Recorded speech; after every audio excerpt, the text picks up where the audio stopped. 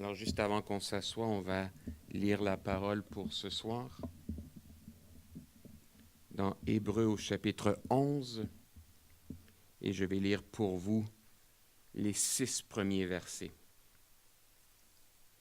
Hébreux 11, et je lis pour vous les 6 premiers versets. Or, la foi est une ferme assurance des choses qu'on espère, une démonstration de celles qu'on ne voit pas. Pour l'avoir possédée, les anciens ont obtenu un témoignage favorable.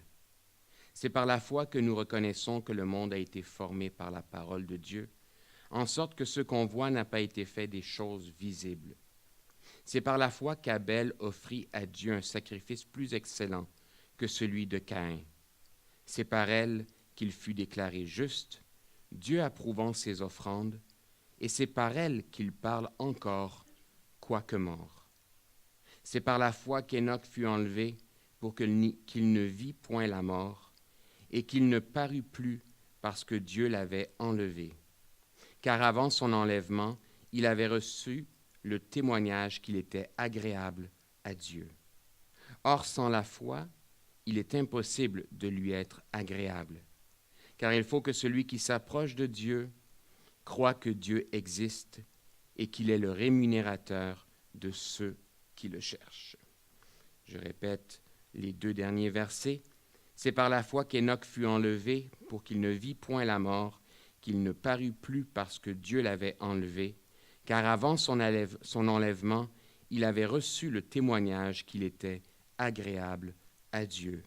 Or, sans la foi, il est impossible de lui être agréable, car il faut que celui qui s'approche de Dieu croit que Dieu existe et qu'il est le rémunérateur de ceux qui le cherchent. Que Dieu bénisse sa parole ce soir. On peut s'asseoir.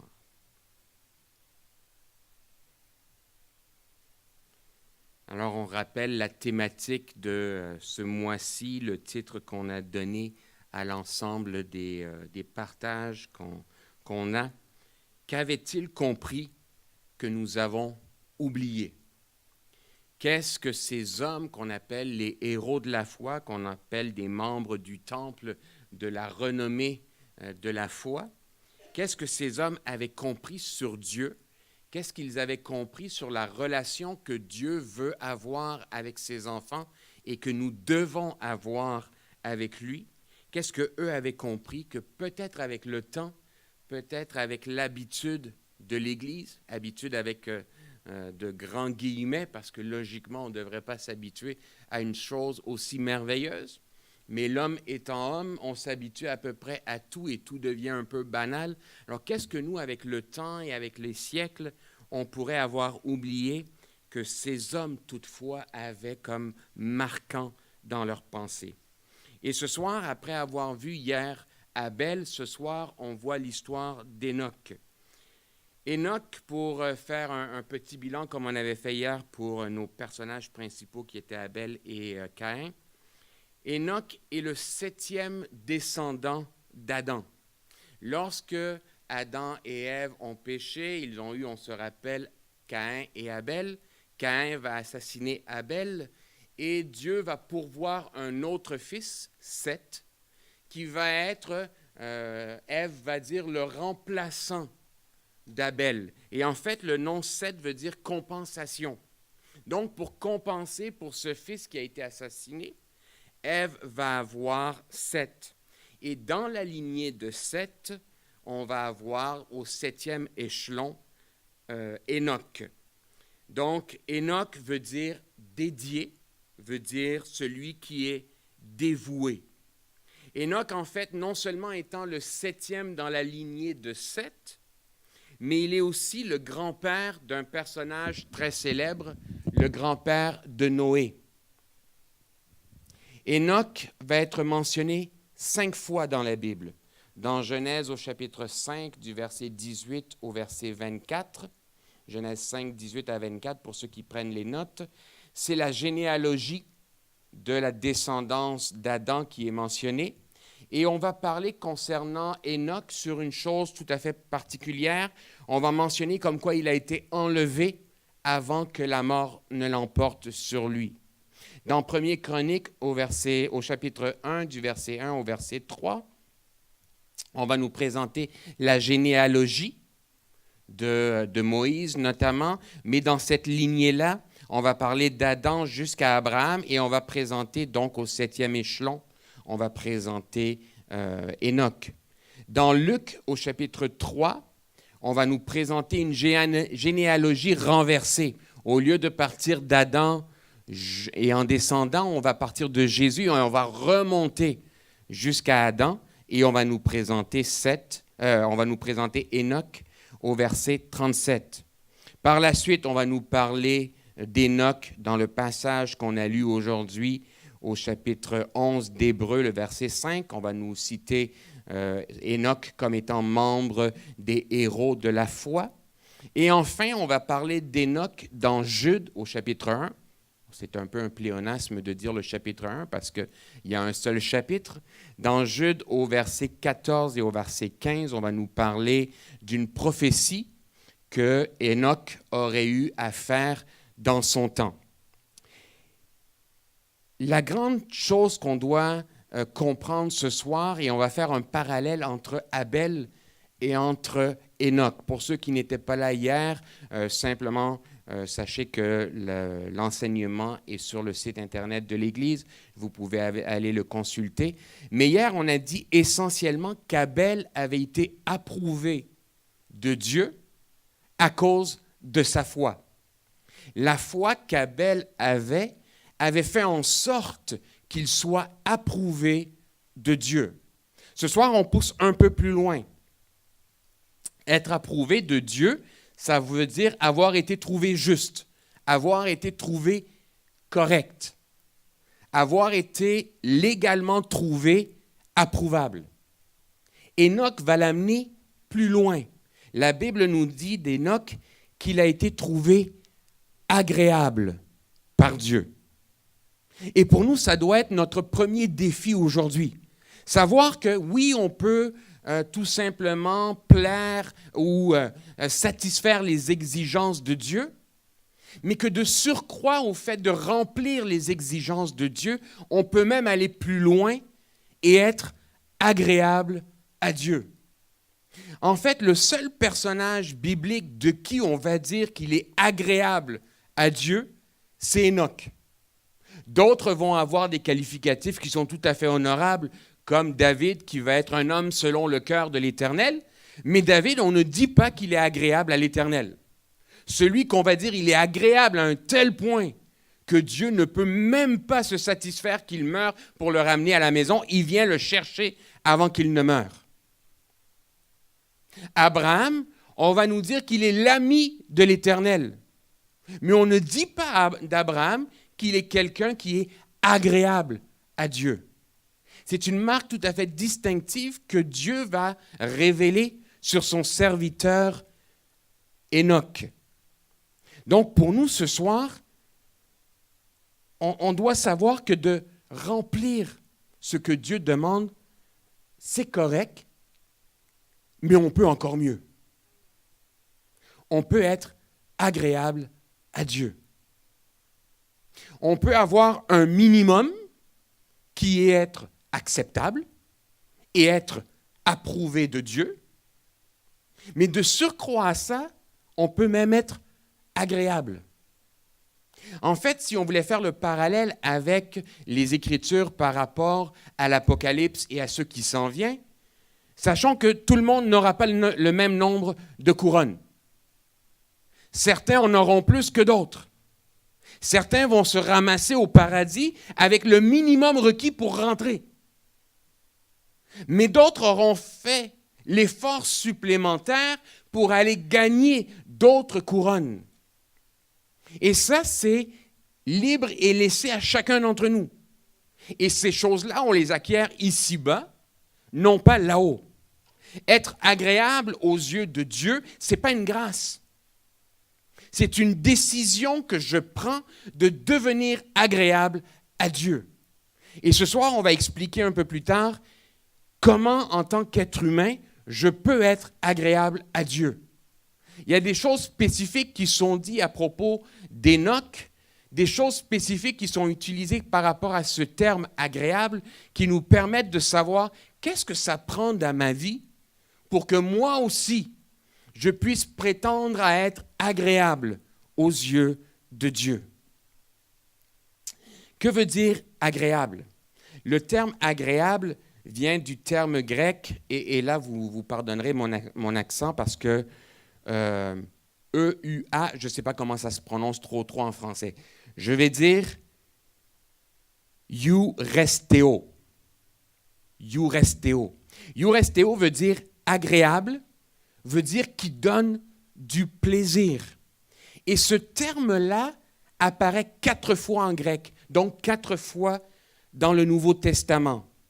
2 fois concernant Enoch, qu'on vient de voir dans le chapitre 11, le verset 5 et le verset 6. À la fin du verset 5, il avait reçu le témoignage qu'il était agréable à Dieu.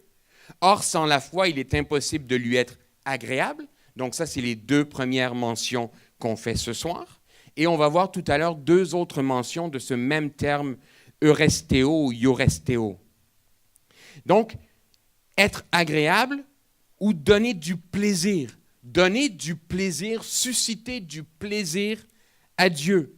Certains traducteurs vont même dire que c'est au-delà de tout simplement donner du plaisir. C'est être très plaisant. C'est être pleinement gratifiant.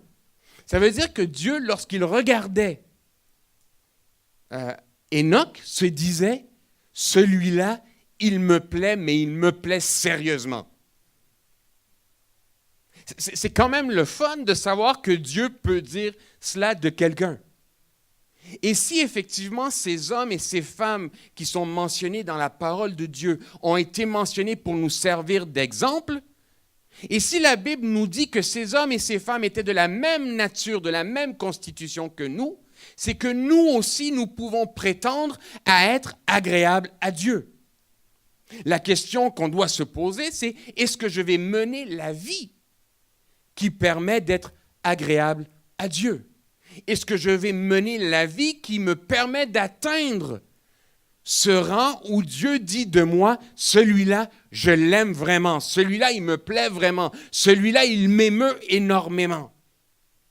À un tel point qu'Enoch, avant qu'il ne connaisse la mort comme tous les autres devaient le connaître, Dieu a dit, regarde, pour toi, on va passer outre ça. Je viens te chercher parce que tu me plais trop. Il y aurait une raison bien théologique pour expliquer pourquoi Dieu a voulu lui éviter la mort. Disons que, très brièvement, et je ne rentrerai pas plus loin dans le sujet, à l'époque, il y avait le Saint d'Abraham, où les gens allaient attendre la résurrection lorsqu'ils étaient croyants enfants de Dieu. Ils étaient morts, ils allaient là. Lorsque Jésus est mort et est ressuscité, il a vidé tout ça. Enoch a passé outre cette étape-là.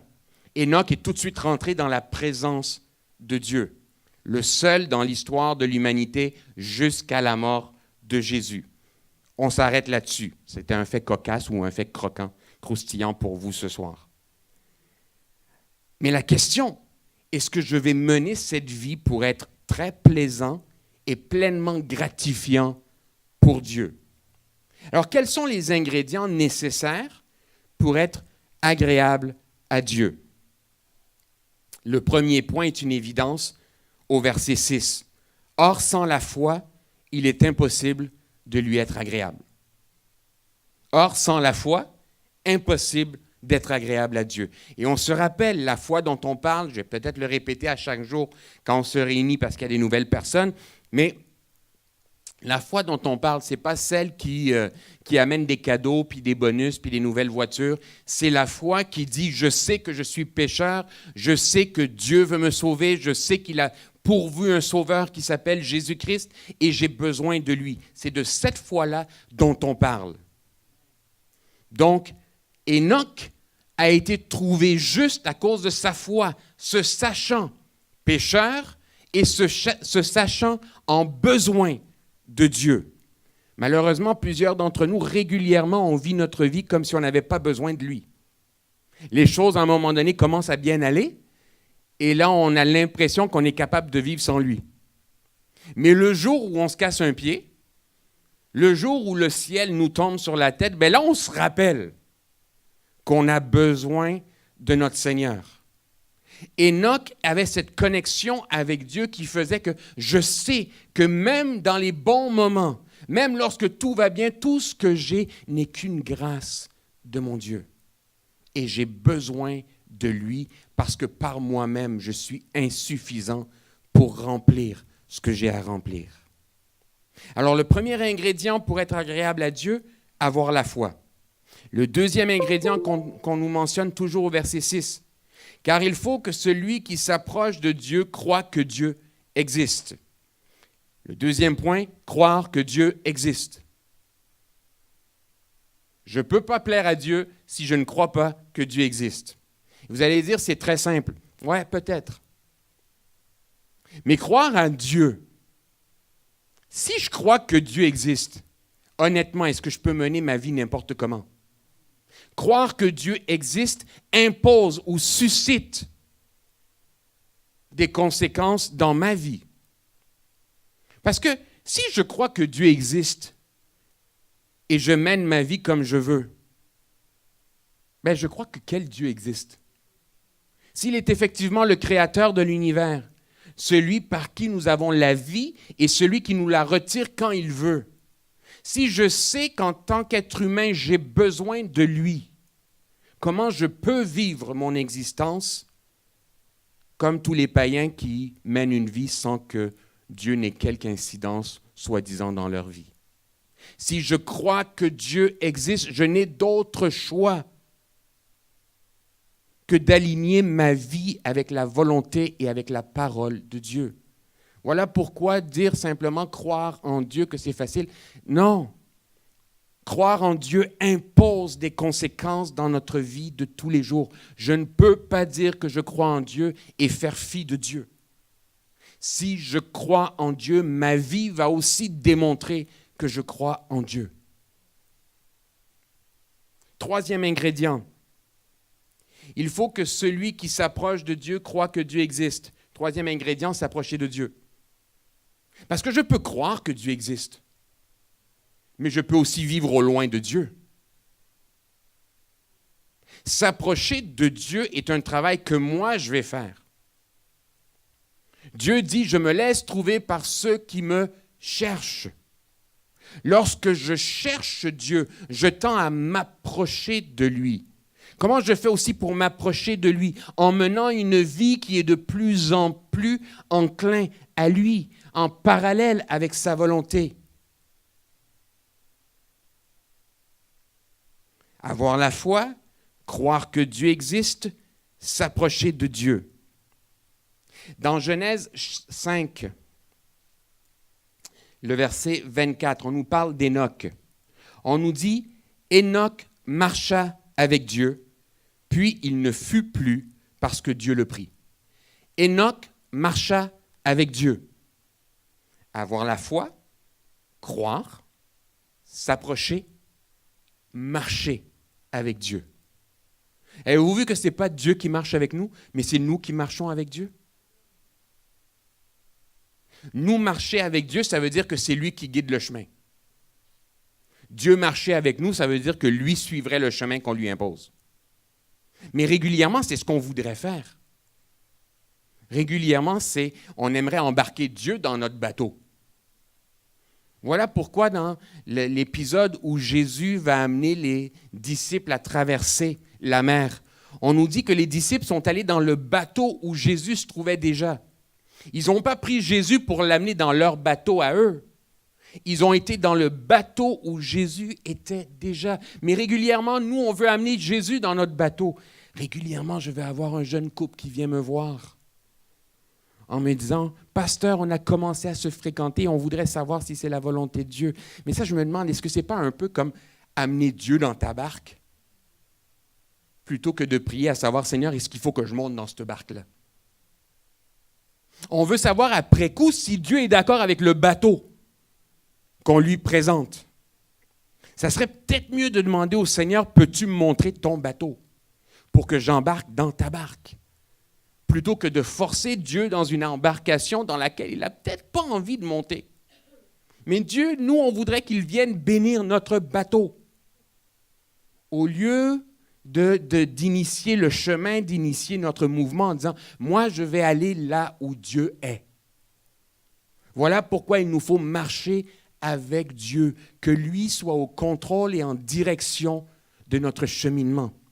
Mais marcher avec Dieu veut dire aussi que c'est sur le long terme.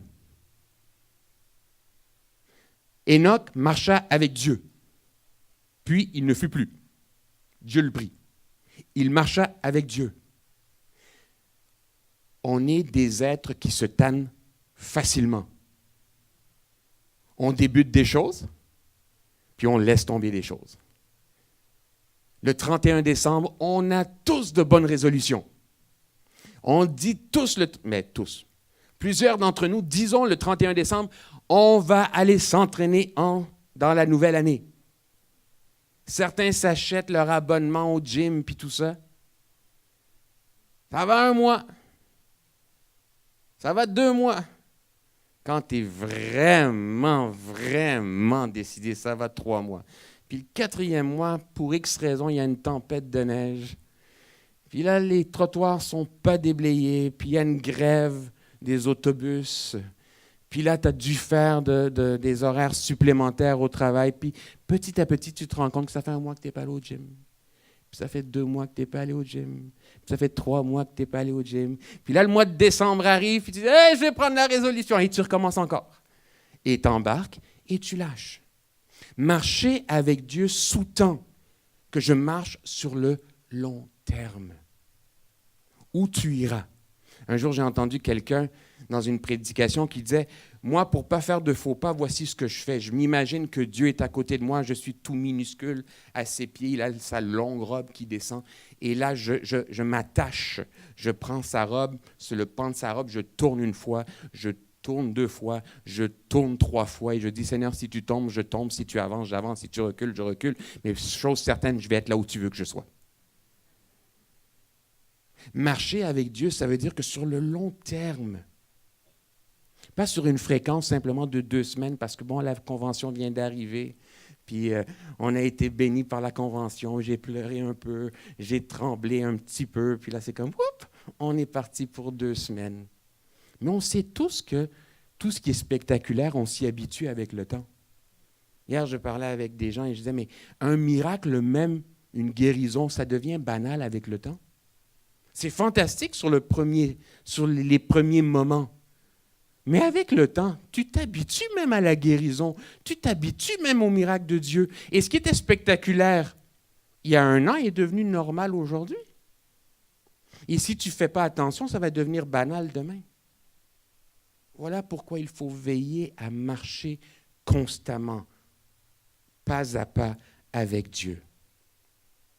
Dans Hébreux 11, le verset 6, on nous rajoute une chose. Or, sans la foi, il est impossible de lui être agréable, car il faut que celui qui s'approche de Dieu croie que Dieu existe et qu'il est le rémunérateur de ceux qui le cherchent. Le rémunérateur de ceux qui le cherchent. Un rémunérateur, c'est celui qui paye. C'est celui qui donne le salaire. Donc, je dois croire que Dieu est le patron. Et dans notre société contemporaine, les questions seront pour après. Non, je suis rendu au 1, 2, 3, 4, 5, 6, 5. Marcher le 4e, 5e et le rémunérateur. C'est beau. Donc, je dois croire que Dieu est le patron. C'est lui qui dirige, c'est lui qui conduit, c'est lui qui dicte. Et c'est lui, s'il est le patron et qu'il paye, c'est lui qui juge mon travail. C'est lui qui dit, l'ouvrier mérite son salaire. S'il est le rémunérateur, c'est lui qui paye mon salaire. Mais nous, dans notre société contemporaine, on n'aime pas avoir de patron. Bon, s'il nous paye bien, on le tolère. Mais en règle générale, quand on arrive dans la société de tous les jours, à l'extérieur de notre lieu de travail où on a quelqu'un qu'on doit supporter tout simplement parce qu'à la fin de la semaine, j'ai besoin de mon salaire, mais en règle générale, on ne veut pas de patron. Dans notre société démocratique, on ne veut plus de patron. Et régulièrement, on aime se rappeler que Jésus est notre meilleur ami. Quel ami fidèle et tendre nous avons en Jésus-Christ. Mais chanter qu'il est notre maître et notre Seigneur, c'est plus demandant. On aime rappeler qu'il est bon, qu'il est doux. On aime dire qu'il est juste aussi, à part quand sa justice va à l'encontre de nos désirs. Quand sa justice ne va pas de pair avec ce que nous, on a envie, bien là, c'est un peu plus dur. Il est le rémunérateur de notre foi. Il regarde notre foi, il juge notre foi. Il sait si on fait semblant ou si on est sincère. Il sait si on est tout simplement religieux comme Caïn ou si on s'approche de lui avec foi comme Abel. On se rappelle hier, on a dit la différence entre Abel et Caïn, c'est qu'Abel s'approche avec la foi, Caïn s'approche simplement avec ses œuvres. Et on s'est dit, Caïn est le premier religieux de l'histoire de l'humanité. Mais régulièrement, on s'approche de Dieu tout aussi religieusement que Caïn l'a fait. On essaie de monnayer la grâce de Dieu par nos actions, de monnayer la bénédiction de Dieu par la souffrance qu'on pourrait avoir à le servir. Et ça, c'est simplement être religieux, ce n'est pas avoir la foi. Je m'approche de Dieu parce que est-ce que j'ai vraiment un autre choix que de m'approcher de lui? Je m'approche de Dieu parce que est-ce qu'il y a une question qui se pose parce que mais regardez, c'est qui? C'est une évidence que je devrais m'approcher de Dieu parce qu'il est Dieu, tout simplement. Mais nous, souvent, on aime ce qu'il donne, ce qu'il fait. Et parfois, on a l'impression qu'à l'instar des êtres humains, on est capable de le soudoyer. Combien d'entre nous, on a déjà jeûné jusqu'à avoir des maux de tête, jusqu'à avoir des nausées. Puis là, on se disait, mais j'ai tellement souffert pendant la demi-journée où je me suis privé de repas que Dieu nécessairement n'aura d'autre choix que de répondre. Soyons honnêtes, ça a été la culture de plusieurs d'entre nous. Là. Moi-même, j'ai redécouvert le jeûne il y a simplement quelques années. Là. Et aujourd'hui, j'ai compris, comme je vous ai partagé, le jeûne, c'est avoir un temps de qualité avec Dieu. De toute façon, la Bible va dire, parfume-toi, rase-toi, mets-toi beau quand tu vas jeûner. Moi, le dimanche matin, je me parfume, je me rase à l'occasion, je me coiffe comme il faut. Je viens présentable. Je n'ai pas l'air d'être moribond. Parce que je sais de toute manière que ce n'est pas parce que j'ai l'air moribond que Dieu va répondre davantage. La raison pour laquelle Dieu répond davantage, c'est parce que je suis ou je ne suis pas agréable à Dieu. Enoch avait compris ça, qu'il devait être agréable à Dieu. Donc, savoir qu'il est le rémunérateur. Point 6. Dans Jude, Jude, le verset 14 et 15. Je lis pour vous. C'est ainsi aussi pour eux qu'Enoch, le 7e depuis Adam, a prophétisé en ces termes.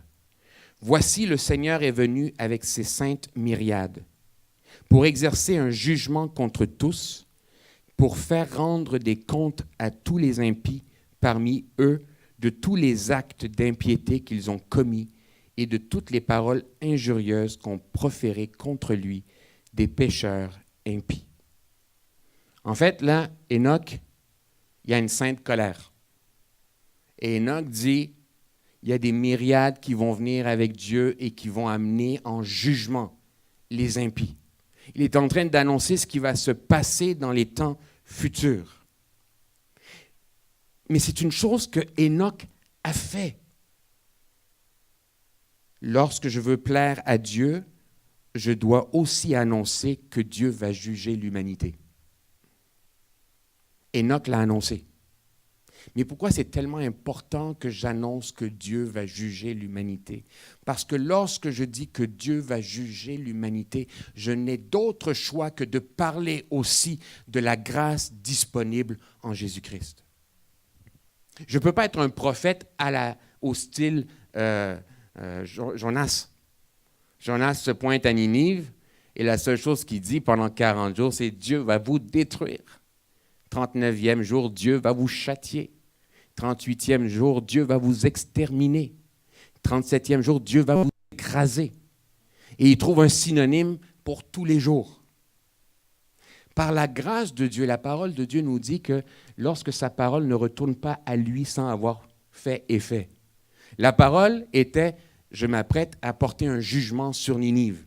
Et la parole de Dieu n'est pas retournée à lui sans effet. Ninive s'est convertie. Mais Jonas était un piètre évangéliste. Quand j'annonce le jugement de Dieu, je dois aussi annoncer la grâce. Je dois aussi annoncer la miséricorde de Dieu personnifiée en Jésus-Christ. La foi, on s'est dit, c'est quoi? La foi, c'est de savoir que je suis pécheur, que j'ai besoin d'un sauveur et que Dieu a pourvu ce sauveur en Jésus-Christ. Lorsque j'annonce le châtiment sur l'humanité, tel que Enoch a eu à le faire et tel que nous avons à le faire aussi, pour que les gens sachent qu'ils doivent se tourner vers Jésus. Je ne peux pas être un chrétien qui se tait. Je ne peux pas être un chrétien qui ne dit pas à son voisin, à sa voisine, à son collègue, à son frère, à son ami, le danger qui les guette. Je ne peux pas être un chrétien silencieux. Et vous savez l'animosité que j'ai avec la doctrine qui dit « moi je témoigne par mon comportement ». Je veux dire, Mahatma Gandhi, il faisait de belles choses. La mère Teresa faisait de belles choses. Mandela a fait de belles choses. Il y a un tas de grands hommes et de grandes femmes qui ont fait de belles choses, mais certains d'entre eux n'ont jamais annoncé Jésus-Christ. La raison pour laquelle je fais ce que je fais, c'est à cause de la grâce de Jésus. La raison pour laquelle je fais ce que je fais, c'est à cause de Jésus. Et les gens doivent savoir que ce pourquoi je fais ce que je fais s'appelle Jésus. Donc j'annonce le châtiment comme Enoch et je dis voilà la grâce qui vient avec.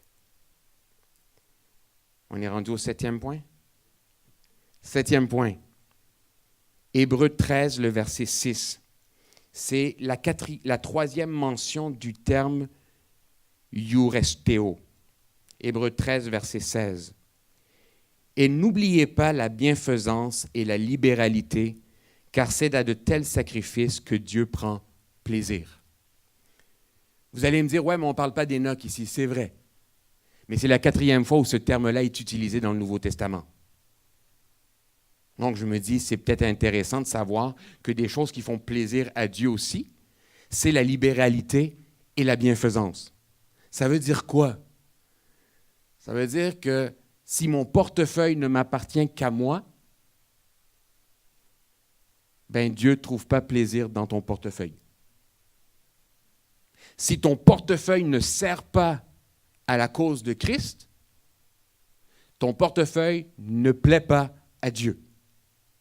Et si ton portefeuille ne plaît pas à Dieu, tu n'es pas agréable à Dieu. Tu ne peux pas être égoïste et penser être agréable à Dieu. Le chrétien se doit d'être quelqu'un pour qui la bienfaisance est juste normale. Le chrétien ne peut pas être attaché à son pécule. Je ne sais pas à qui je blaguais un peu plus tôt aujourd'hui. Je disais, mais la Bible nous dit que là où est ton trésor sera ton cœur. Demande à la personne où se trouve son cœur. Certains d'entre nous, on ne l'avouera pas. Mais certains d'entre nous avons un sérieux problème avec notre portefeuille. Certains d'entre nous vont dire même, il faut que je m'assure une certaine sécurité. Et quand je serai assez sécure, à ce moment-là, je regarderai ce qui se passe autour. Mais quand tu donnes de ton surplus, la Bible dit qu'il n'y a aucun sacrifice là-dedans. N'est-ce pas? Comment Jésus va-t-il illustrer la dîme comme étant quelque chose d'important lorsque les offrandes vont être ramassées dans une synagogue et la veuve va venir avec une seule pièce? Et on va demander à ses disciples, mais qui a donné le plus? Et bien sûr, on a vu tous ces riches personnages qui passent avec le surplus qu'ils ont, qui est nettement plus que cette veuve. Et Jésus va dire, celle qui a donné le plus, c'est cette veuve, parce qu'elle a donné de son nécessaire. Un chrétien se doit de faire preuve de générosité. Un chrétien doit faire preuve de libéralité. Libéralité, ça veut dire que je donne avec liberté. Je ne suis pas contraint de donner. Ce n'est pas comme Dieu est en train de me tordre le bras dans le dos, puis à chaque fois que je donne une offrande, que j'apporte ma dîme, je suis en train de faire une grimace parce que c'est douloureux. Celui qui a un esprit de libéralité donne et donne avec joie. Et que nous dit la Bible? De donner avec joie. Tu ne peux pas donner avec joie si tu n'as pas la libéralité. Et si tu n'as pas la libéralité, tu ne peux pas être agréable à Dieu. Dernier point pour ce soir. Qui peut être agréable à Dieu? La réponse se trouve lors de la 4e utilisation du terme « ioresteo ». Dans Apocalypse au chapitre 4, le verset 10 et 11. On nous parle de ces 24 vieillards qui sont là dans la présence de Dieu devant le trône de l'agneau en train de se courber. La Bible nous dit, les 24 vieillards se prosternèrent devant celui qui est assis sur le trône et ils adorent celui qui vit au siècle des siècles. Et ils jettent leur couronne devant le trône en disant, « Tu es digne, notre Seigneur et notre Dieu, de recevoir la gloire, l'honneur et la puissance, car tu as créé toutes choses et c'est par ta volonté qu'elles existent et qu'elles ont été créées. » Le terme « volonté », ici, c'est le terme « ioresteo ». En fait, dans certaines traductions, au lieu de dire « volonté », on va dire « tu as créé toutes ces choses pour ton plaisir ». Elles existent pour ton plaisir. Pour ton plaisir, elles ont été créées. Alors, qu'est-ce qui devrait servir au plaisir de Dieu? Tout ce qui existe, incluant toi et moi. Chacun d'entre nous avons été créés pour le bon plaisir de Dieu. Le défi pour toi et moi aujourd'hui, est-ce que je vais faire plaisir à Dieu? J'ai été créé pour ça. J'ai été créé pour le bon plaisir de Dieu. Est-ce que je vais mener une vie qui fait que je ne serai pas simplement approuvé de Dieu, mais que je vais être pleinement gratifiant pour Dieu? Est-ce que lorsque Dieu me regarde, est-ce qu'il a un sourire? Est-ce qu'il me regarde en disant, j'ai quand même du fun avec lui? Est-ce qu'il me regarde en disant, mais celui-là, il me fait plaisir? Enoch est un peu la personnification ou le présage de l'Église. L'Église qui ne passera pas par la mort, mais l'Église qui ira pour l'éternité vivre dans la présence de Dieu. Mais pour vivre pour l'éternité dans la présence de Dieu, je n'ai d'autre choix que d'être agréable à Dieu. Alors notre défi pour ce soir et pour le restant de l'année, est-ce que je vais vivre pour être agréable à Dieu, ou je vais me contenter simplement d'être acceptable? Je vous donne une image comme ça et j'arrête là. qu'elle me vient comme ça à l'esprit. Parfois, tu achètes un gâteau et le gâteau est juste acceptable. Il est juste correct. Parfois, tu goûtes un gâteau, puis celui-là, c'est autre chose. Tu le goûtes, puis c'est comme, wow! Tu as mangé des tartes aux pommes durant toute ta vie, mais celle-là en particulier, là, elle a quelque chose que les autres n'ont pas. C'est à ta portée, c'est à ma portée. Toi et moi, on peut être ce genre d'homme. Et on devrait être cette Église pour Dieu. Où on n'est pas simplement acceptable, mais on est agréable à Dieu. Amen. On va prendre 2 minutes dans le silence.